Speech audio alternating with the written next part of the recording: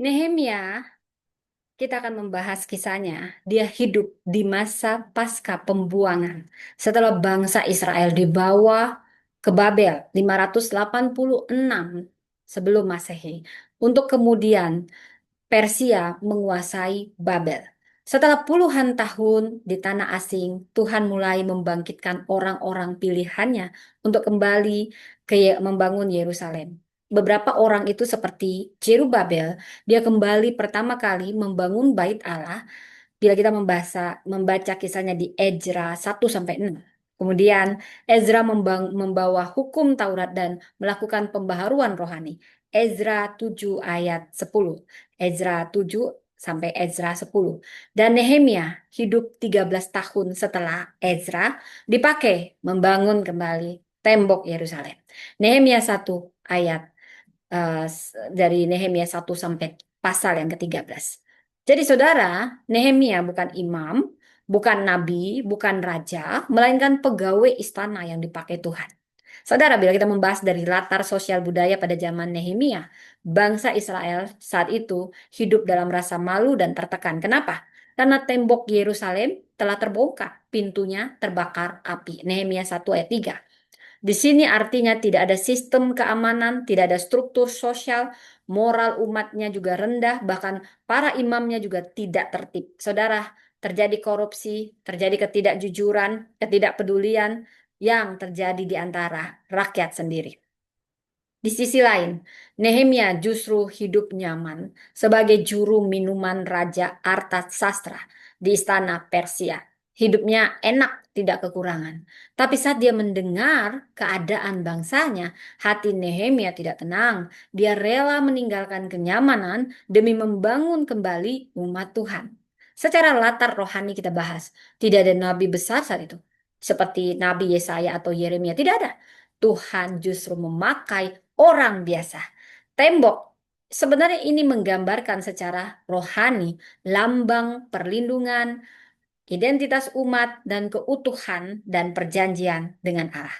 Tanpa tembok, umat tidak punya arah, identitas, dan rasa aman. Nehemia sadar, tembok yang runtuh bukan sekedar fisik, tapi rohani. Nehemia bukan sekedar membangun batu bata, tapi juga memulihkan identitas dan ibadah umat Allah. Saudara, mungkin hari ini kita tidak berdiri di reruntuhan fisik seperti Nehemia, tembok Yerusalem yang hancur. Mungkin kita sedang berdiri di tengah reruntuhan rohani.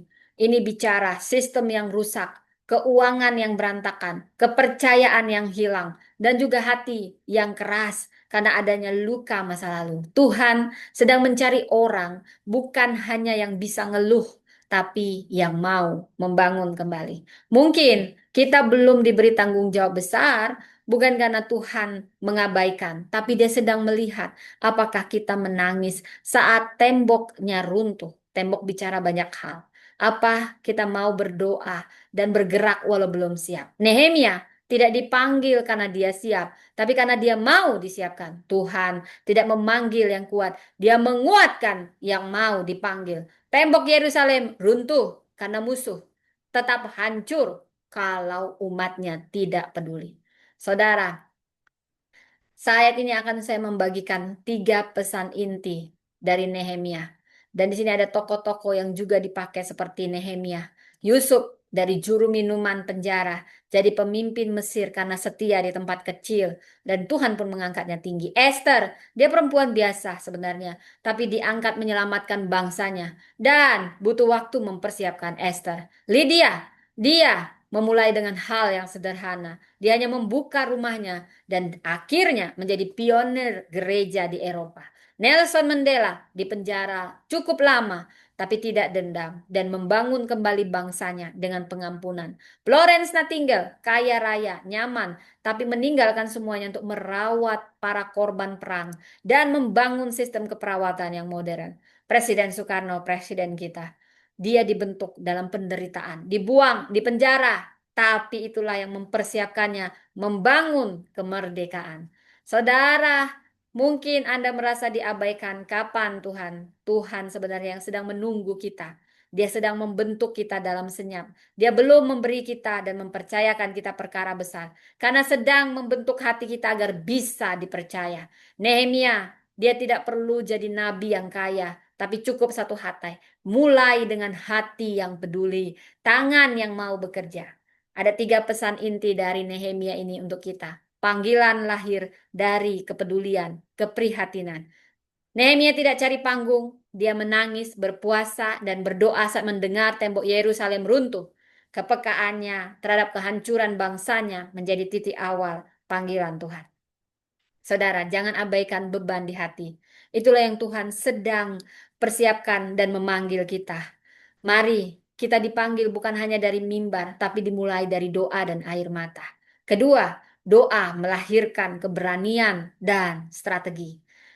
Nehemia tidak hanya berdoa, dia berani minta izin pada raja. Dia susun strategi pembangunan dengan hati-hati. Iman dan perencanaan itu berjalan seiring. Iman berjalan seiring dengan perencanaan. Jangan hanya nangis, doakan, rencanakan, bertindak dengan hikmat. Kita harus bijak berdoa, bukan hanya melarikan diri, tetapi membangun kembali. Ada perlu yang ketiga, keteguhan menghadapi perlawanan.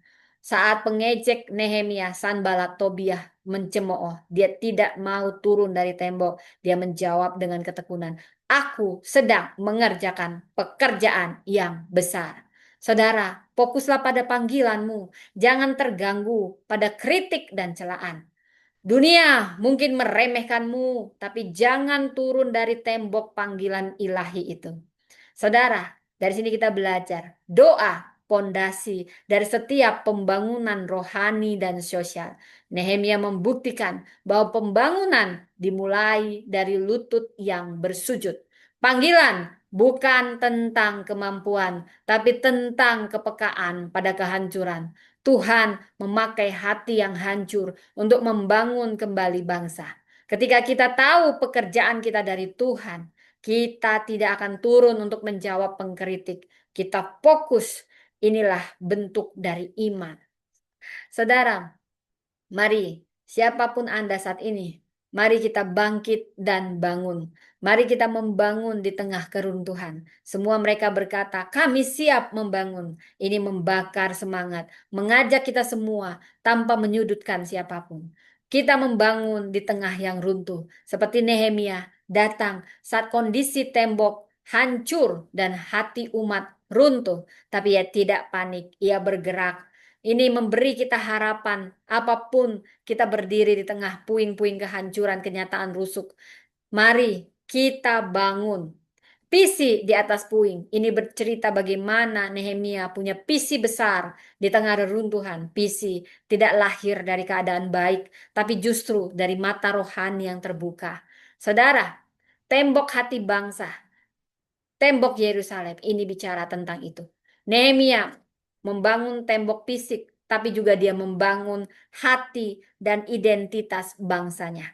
Demikian juga gereja perlu membangun tembok Yerusalemnya untuk pembaharuan dalam kasih dan integritas. Kita semua dipanggil untuk membenahi. Nehemia bukan hanya menangisi kerusakan, tapi dia juga menjawab panggilan untuk memperbaiki. Ini memberi kita tanggung jawab. Dan juga mulailah dari hal sederhana, doa dan air mata. Dari Nehemia 2, kita tahu bagaimana Nehemia memulainya dengan kepedulian, menangis untuk bangsanya, berdoa, berpuasa.